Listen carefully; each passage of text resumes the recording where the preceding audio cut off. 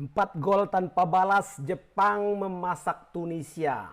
Jadi ini menunjukkan perbedaan kelas yang sangat mencolok. Dari menit pertama hingga peluit akhir, Samurai Biru benar-benar mendominasi pertandingan. Dan Tunisia tidak punya jawaban sama sekali untuk meladeni permainan dari tim Samurai Biru. Dan lagi-lagi Moriyasu kembali membuktikan bahwa Jepang siap membuat kejutan besar di Piala Dunia 2026. Sobat-sobat Papatola Football, dimanapun kalian berada, ini adalah review match pertandingan yang sangat menarik tadi, di mana Jepang berhasil mengalahkan Tunisia dan saat ini bersaing dengan Belanda di puncak klasemen grup F dan selangkah lagi untuk bisa lolos ke babak knockout. Tapi sebelum kita lanjutkan, sebelum kita bahas, jangan lupa kalian untuk like, share, subscribe, dan berikan komentar terbaik kalian sobat di video Papatola Football. Kita mulai. Sobat-sobatku, dan selesai tadi pertandingan di laga antara Jepang menghadapi Tunisia. Kita melihat bagaimana pelatih Jepang Hajime Moriyasu tetap mempertahankan identitas Jepang yang sudah menjadi ciri khas dalam beberapa tahun terakhir ini. Secara dasar ya, teknik dasar atau skema dasar Jepang bermain dengan formasi 3-4-2-1 yang sangat-sangat fleksibel sekali. Jadi mereka memainkan formasi ini yang memungkinkan juga Jepang berubah menjadi 3-2-5 saat menyerang, kemudian menjadi 5-4-1 saat bertahan. Jadi kunci permainan Jepang menghadapi Tunisia tadi adalah rotasi posisi pemain yang sangat cair, kombinasi cepat 1-2 sentuhan, dan juga counter pressing agresif setelah kehilangan bola. Artinya kalau Jepang kehilangan bola langsung melakukan counter pressing agresif dan juga pemanfaatan help space kiri dan juga help space kanan. Ao Tanaka menunjukkan dia menjadi motor permainan di lini tengah.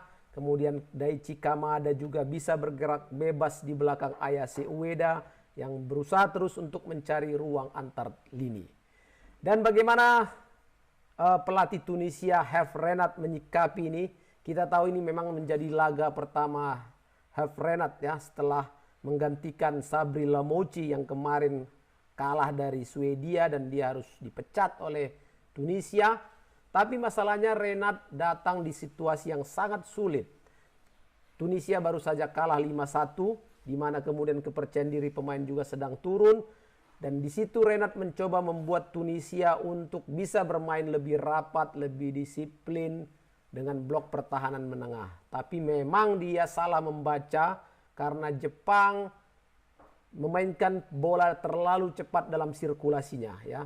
Jadi lini tengah Tunisia itu terus kehilangan duel dan gagal untuk menghentikan progresi permainan Jepang.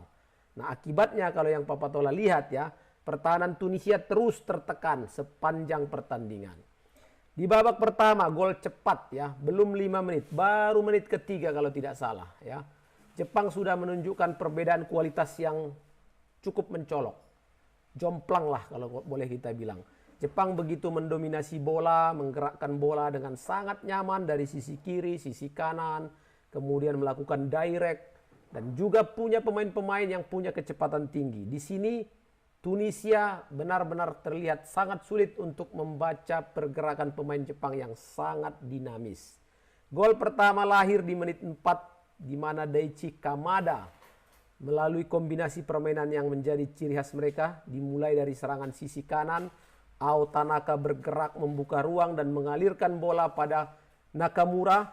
Nakamura kemudian masuk kotak penalti dan mengirim umpan datar. Di sana sudah ada Daichi Kamada yang datang dari lini kedua. Satu sentuhan saja, bola tenang mengarah ke gawang dan gol ini justru memperlihatkan kelemahan terbesar Tunisia. Tidak ada pemain yang menjaga Kamada ketika Kamada masuk ke area berbahaya mereka. Gol pertama tercipta, tapi Jepang terus menekan. Jadi tidak ada turun-turun tempo, nggak ada nih Jepang. Naik terus, namanya juga lagi memasak ya kan. Mereka justru semakin agresif dan bahkan beberapa menit setelah gol pertama hampir saja Jepang membuka gol kedua. Di mana ada Tomiyasu mendapatkan peluang emas dari jarak dekat. Tapi itu tadi penjaga gawang Tunisia, Dahmen masih bisa melakukan penyelamatan yang luar biasa tepat di garis gawang. Jadi bolanya itu masih adalah sedikit di atas garis. Tapi kemudian setelah itu udah Dahmen udah capek lah udah. Kiper Tunisia ini sudah harus pontang-panting lah untuk menahan serangan-serangan dan peluang dari Jepang. Kalau tidak Dahmen mungkin bisa jadi Tunisia sudah bobol 3 atau 4 gol sebelum turun minum. Turun minum. Saking semangatnya sobat. Nah, gol kedua Jepang lahir di menit 31 dari Ayase Uda. Dan ini kecerdasan ya kalau Papa Tola lihat ya. Ini tipikal seorang striker modern, punya kecerdasan. Awalnya kan Tunisia ini kehilangan bola nih saat mencoba membangun serangan. Jepang dapat merebut bola, lakukan transisi cepat. Nah, Ueda dia menerima bola dari depan kotak penalti. Sepertinya dia mau kehilangan momentum nih karena ada rekannya yang bergerak dari kanan. Dia mau coba kasih umpan tapi dia masih dribble. Tapi di situ ketika dia melihat ada celah, Ueda langsung melepaskan tendangan keras dan gol ini tidak mampu ditahan oleh Dahmen. Jadi praktis gol kedua ini membuat Jepang semakin nyaman dalam mengontrol permainan. Dan acungan jempol Papa Tola buat Ao Tanaka ya, yang betul-betul menjadi penguasa lapangan tengah. Tidak ada yang bisa menghentikannya lah. Salah satu pemain ini yang paling dibicarakan di tim Jepang saat ini adalah Ao Tanaka. Jadi kalau secara detail kita lihat dari menit pertama, memang dia otak permainannya. Jadi setiap serangan Jepang ya hampir selalu ada sentuhan dari Ao Tanaka. Dia yang ngatur tempo, kemudian dia yang menjadi penghubung antar lini dan juga menjadi pemain pertama yang melakukan pressing di garis pertahanan lawan kalau Jepang lagi kehilangan bola. Nah, di babak kedua Tunisia kayaknya habis bensin ya. Siapa pelatihnya ini kan si Hervé Renard ini dia coba nih untuk membangkitkan timnya bermain lebih berani. Tapi itu tadi problem ketika Tunisia kehilangan bola, Jepang langsung menyerang ruang kosong di belakang pertahanan Tunisia. Disinilah perbedaan kualitas teknik dan juga kecepatan berpikir antar pemain yang sangat-sangat terlihat jelas ya. Sudahlah kualitas skillnya juga jomplang, kemampuan berpikir pemain Jepang juga jauh di atas pemain Tunisia. Maka lahirlah gol ketiga melalui Junya Ito di menit 69. Kalau boleh ini salah satu gol terbaik Jepang ini di pertandingan tadi. Ayase Ueda dia tunjukkan kualitasnya bukan sebagai pencetak gol saja tapi juga playmaker. Dia terima bola nih, lalu kirim umpan chip yang cerdas ya, melewati garis pertahanan Tunisia dan Junya Ito lari menyambut bola dan selesai. Gol ini betul-betul menjadi gol killing the game-nya di menit 69. Tunisia udah down, udah gak ada lagi harapan untuk bangkit. Diperlengkap lagi sama Ayase Ueda di menit 83. Gol keempat. Kalau ini memang lahir dari situasi yang menunjukkan betapa lengkapnya permainan Jepang. Ada Kai Susano, dia kirim umpan silang yang begitu akurat dari sisi kanan. Dan kemudian Ueda bergerak di antara dua bek Tunisia. Dan sundulannya melambung tinggi dan masuk ke sudut jauh. Jadi kalau ini kayaknya sah ya kalau Ueda menjadi man of the match. Bayangkan Ueda bisa cetak 2 gol, 1 assist. Apa nggak komplit ini sebagai seorang striker. Kemudian Daichi Kamada gol pembukanya itu menaikkan moralitas dan mentalitas serta motivasi pemain-pemain Jepang. Dan Ao Tanaka juga menjadi pemain kunci dengan dominasinya di lini tengah. Serta Junya Ito yang masuk sebagai starter menggantikan Kubo tapi bisa menjawab kepercayaan dari Moriyasu. 1 gol ditambah dengan penampilan yang sangat atraktif. Jadi kalau begitu di mana kalahnya Tunisia? Kalau Tunisia ini kayaknya kalah segalanya ya, gagal total lah.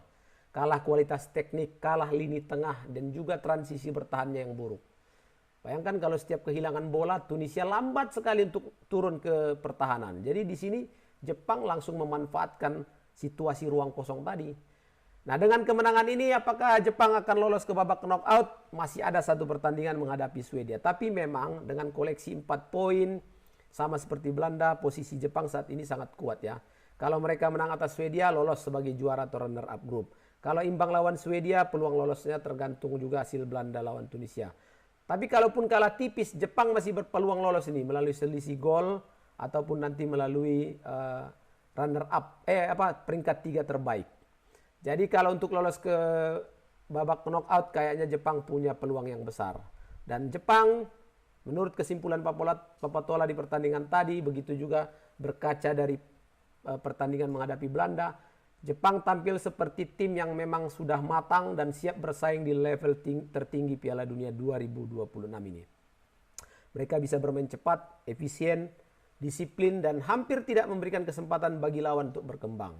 Jadi kalau memang Jepang mampu mempertahankan level permainan seperti ini, bukan hanya sekedar lolos, tapi juga kayaknya perempat final, semifinal menjadi hal yang wajar bisa diraih oleh Jepang. Terima kasih sobat-sobatku, itu dia review match Papatola. Jangan lupa kalian untuk like, share, subscribe, dan berikan komentar terbaik kalian di video-video Papatola Football. Jepang, Jepang, Jepang. Sampai jumpa. Assalamualaikum warahmatullahi wabarakatuh.